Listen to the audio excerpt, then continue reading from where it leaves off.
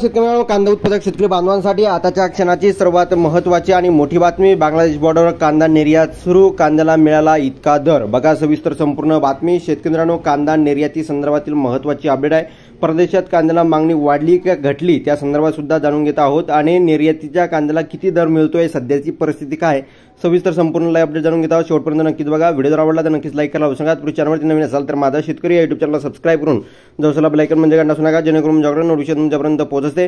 स्क्रीनवर शकता बांगलादेश बॉर्डरवर कांदा निर्यात सुरू, कांद्याला मिळाला इतका दर. बघू शकता महत्त्वाची अपडेट आहे. कांदा किमान निर्यात किमतीचे निर्बंध हटवल्याचा निर्णय केंद्र सरकारने घेतला आहे.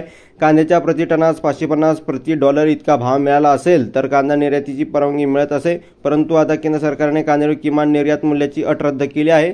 तसेच कांद्यावर 40% निर्यात शुल्क हटवून 20% इतके केले आहे.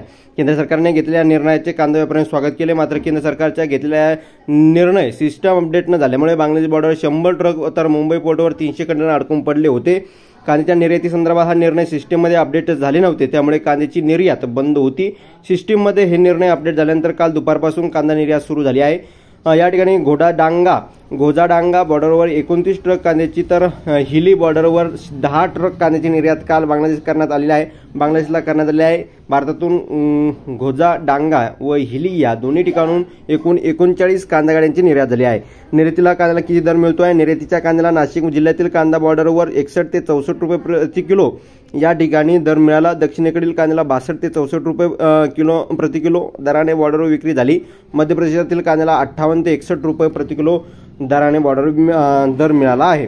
प्रदेशात कांद्याची मागणी या ठिकाणी वाढली आहे. कांदा निर्यात शुल्कात 40% 20% इतकी कपात केल्यानंतर कांदा निर्यात वाढू लागली आहे आणि भारतीय कांद्यास बांगलादेश, श्रीलंका, आखाती देश, मलेशिया देशामध्ये मागणी होत आहे. धन्यवाद. लाईक, शेअर आणि सबस्क्राईब. जय महाराष्ट्र.